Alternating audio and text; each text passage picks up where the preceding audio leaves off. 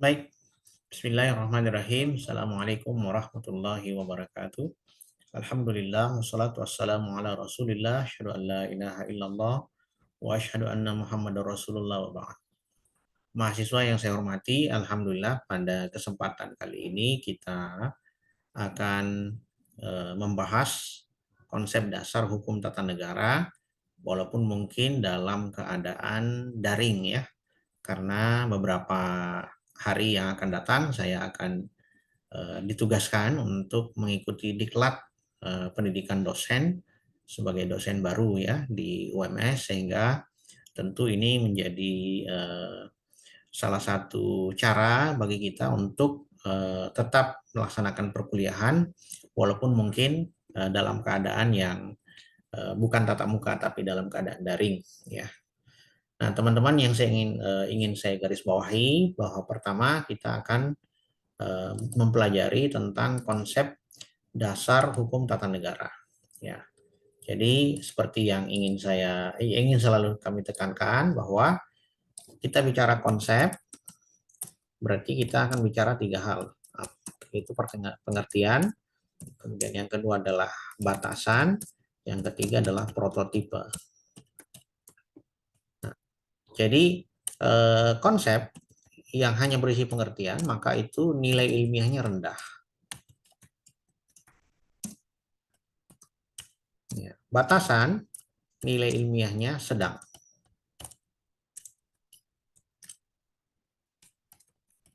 Kenapa nilai ilmiah pengertian itu rendah? Karena hanya mencari persamaan kata. Nilai ilmiah dari batasan itu sudah menyebutkan sifat-sifat unik atau fitur-fitur unik. Sehingga di sana ada komparasi. Nah, yang paling tinggi nilai ilmiahnya itu adalah prototipe, karena dia sudah tidak lagi hanya sebatas menyebutkan tentang fitur-fitur yang unik dan komparasi, tetapi dia juga sudah menyebutkan contoh dan penerapan ilmiah yang diterapkan atau yang diketahui. Ya. Seperti misalnya prototipe pesawat. Itu diketahui contohnya pada cara terbang burung. Terutama burung-burung yang memang berbadan besar ya. Cara terbang burung itu prototipenya mengakomodir tiga aspek. Yang pertama adalah daya angkat.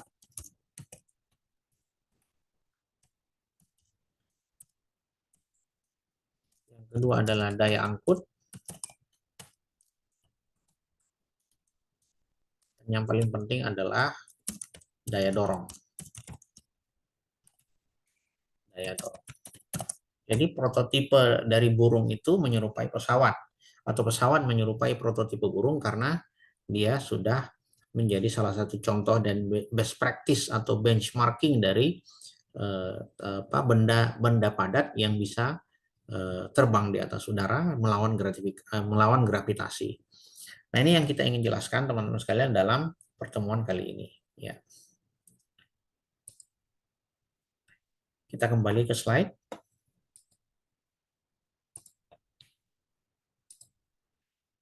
Baik. Pertama yang perlu Anda perhatikan adalah negara merupakan human creation atau negara merupakan buatan manusia. Artinya negara walaupun dia merupakan organisasi kekuasaan yang paling modern saat ini, di antara organisasi-organisasi kekuasaan yang ada atau yang pernah ada. Misalnya kita kenal organisasi kekuasaan sebelumnya itu adalah gereja. Kemudian yang kedua adalah kerajaan-kerajaan. Indonesia sendiri pernah mengalami paling tidak dua organisasi. Yang pertama adalah organisasi lokal dalam bentuk kesatuan hukum adat. Kemudian yang kedua adalah organisasi dalam bentuk kerajaan-kerajaan, baik itu mulai dari kerajaan Hindu, Buddha, dan Islam. Kemudian yang ketiga adalah organisasi kekuasaan dalam bentuk negara modern. Sehingga kita bisa mengenal bahwa bentuk negara kita diidentifikasi dengan istilahnya republik. Ya, Republik itu asal katanya dari res publik. Res itu artinya kekuasaan atau kepemerintahan, kemudian publik itu artinya rakyat. Jadi pemerintahan rakyat. Nah, ini menunjukkan bagaimana ada semacam perkembangan negara yang perkembangan kekuasaan, konsep tentang kekuasaan itu bisa dengan kerajaan, bisa dengan kesatuan suku, kemudian bisa juga dengan kesatuan gereja atau agama ya. Jadi kesatuan organisasi kekuasaan itu bisa dijalankan dengan tiga konsep yang tadi. Nah, negara ini merupakan salah satu jenis dari perkembangan terbaru dari organisasi kekuasaan yang didirikan oleh manusia gitu. Kemudian yang kedua yang perlu Anda cermati itu adalah negara tidak lepas dari kekuasaan. Karena itu salah satu definisi dari negara itu adalah a society politically organized. Artinya masyarakat yang terorganisir secara politik. Politik ini di dalam makna kekuasaan. Kemudian ada pandangan dari Clark yang mengatakan bahwa nilai ilmiah, nah ini nilai ilmiah yang cukup tinggi disebutkan oleh Clark bahwa kalau kita ingin membedakan antara apa isi itu negara, apa sih kata kunci yang bisa kita gunakan untuk mewakili negara, maka di dalam penjelasannya Clark mengatakan bahwa bentuk dari dari hukum tata negara itu bisa kita bedakan dengan kajian negara dalam ilmu politik, dengan kajian negara antara ilmu politik dan kajian negara dalam hukum tata negara. Ya, kalau dalam kajian ilmu politik, negara itu dikaji dalam bentuk bagaimana negara bekerja untuk memperebutkan kekuasaan. Intinya orang-orang yang mengkaji politik, orang-orang yang mengkaji negara dari sisi ilmu politik itu selalu berkutat pada tiga hal. Pertama, pemilihan umum, yang kedua terkait dengan penyelenggaraan kekuasaan, dan yang ketiga adalah bagaimana kekuasaan itu menjalankan kewenangannya. Nah, sementara kita di dalam hukum tata negara itu berbicara tentang hubungan antara lembaga-lembaga negara, kemudian walaupun juga disebutkan ada wewenang, tetapi wewenang itu lebih kepada hal-hal yang bersifat konkret. Gitu. Jadi objek hukum tata negara itu adalah institusi negara, hubungan di antara institusi negara dan struktur institusi negara.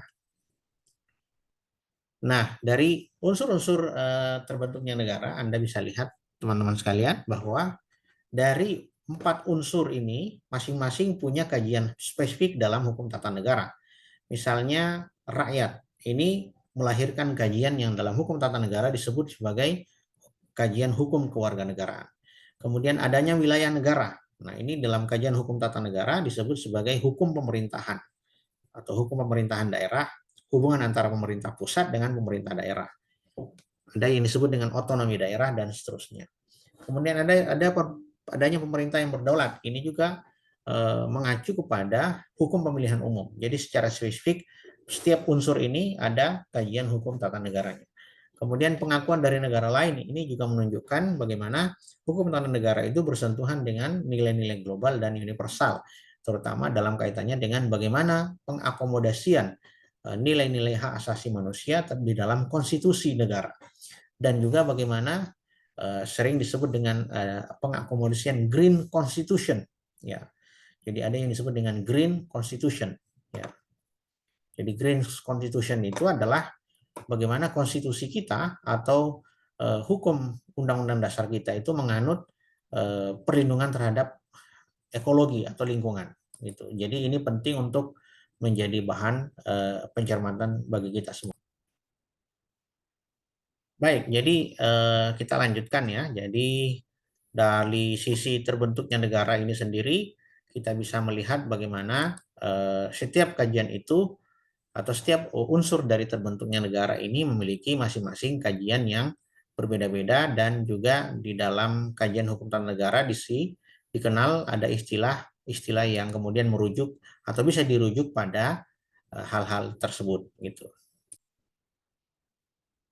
Baik, kita lanjutkan.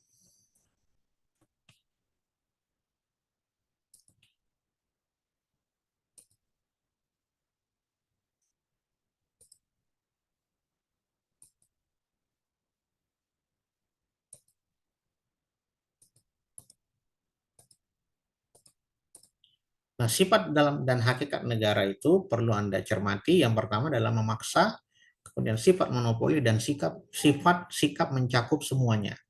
Jadi misalnya negara memberikan izin kepada seseorang, kemudian negara bisa memberikan monopoli atau bisa menerapkan monopoli pada siapa saja.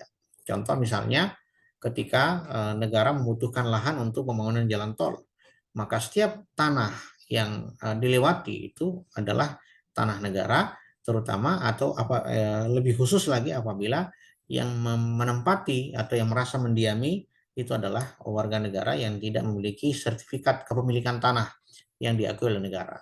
Karena negara memang memiliki sifat monopoli. Segala sesuatu yang belum dilepaskan haknya oleh negara dalam bentuk sertifikat tanah atau yang dibuktikan dengan sertifikat tanah, maka itu adalah tanah negara.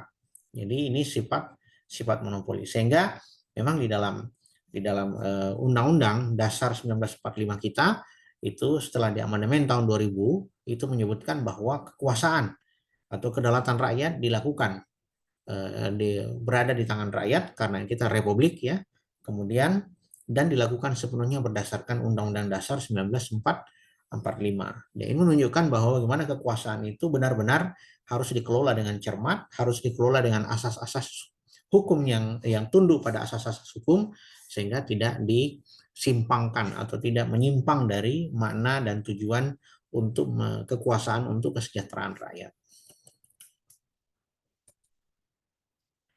Sehingga kata kunci untuk memahami negara, dia adalah organisasi kekuasaan.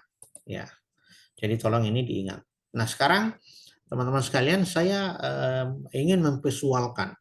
Jadi salah satu kendala atau salah satu kecermatan kita di dalam mencermati kaidah-kaidah hukum dari pengertian-pengertian, terutama yang berkaitan dengan objek dan ruang lingkup hukum tata negara, dengan banyak pengertian itu, maka kita perlu cermat dalam membedakan konsepnya.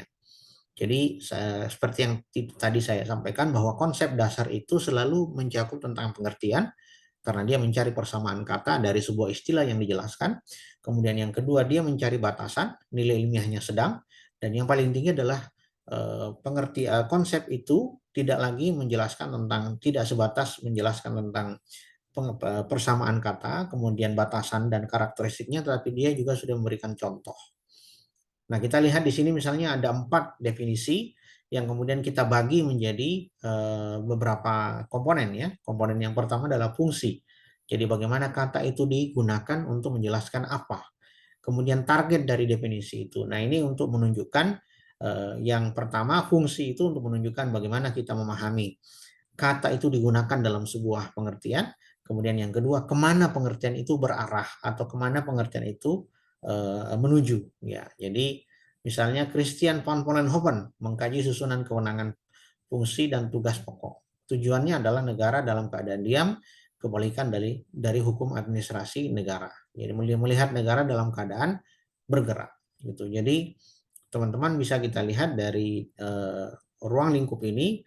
Ternyata Van Vollenhoven itu lebih melihat atau membuat konsep dasar tentang objek dan ruang lingkup hukum tata negara itu dari sisi memberikan batasan.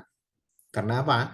Karena tujuan untuk definisi yang dia lakukan itu adalah untuk menjelaskan perbedaan antara negara dalam keadaan diam dan negara dalam keadaan bergerak. Jadi negara dalam keadaan diam itu merupakan bagian dari tugas pokok hukum tata negara. Sementara negara dalam keadaan bergerak itu merupakan bagian dari topik kajian hukum administrasi negara.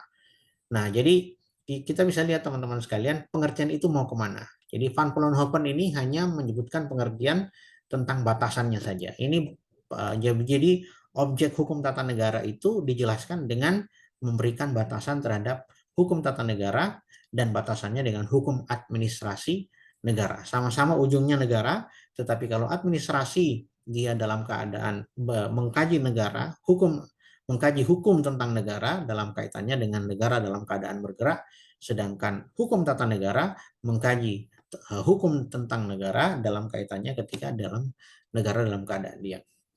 Nah, demikian juga Anda bisa baca beberapa definisi ini. Saya memberikan contoh yang mungkin bisa Anda jadikan sebagai parameter. Itu apakah pengertian misalnya yang diajukan oleh Paul Scholten tentang negara itu memiliki nilai ilmiah yang sekedar hanya memberikan batasan, persamaan kata, atau dia sudah menjadi nilai ilmiah, yaitu memberikan konsep atau prototipe dari definisi yang dia tawarkan. Karena apa? Setiap pencetus pengertian atau definisi dalam ilmu hukum itu adalah pada hakikatnya merupakan orang yang ingin mengajukan definisinya untuk digunakan sebagai salah satu cara untuk menjelaskan hubungan antara hukum dengan negara. Itu. Nah, yang paling baik, yang punya nilai ilmiah yang paling baik, saya contohkan pada nomor 7, yaitu Jimli Siddiqi. Beliau adalah seorang pakar hukum tata negara, mantan ketua Mahkamah Konstitusi beberapa tahun. Ya. Jadi, kalau misalnya kita ingin fokus pada objek hukum tata negara, maka ada 3.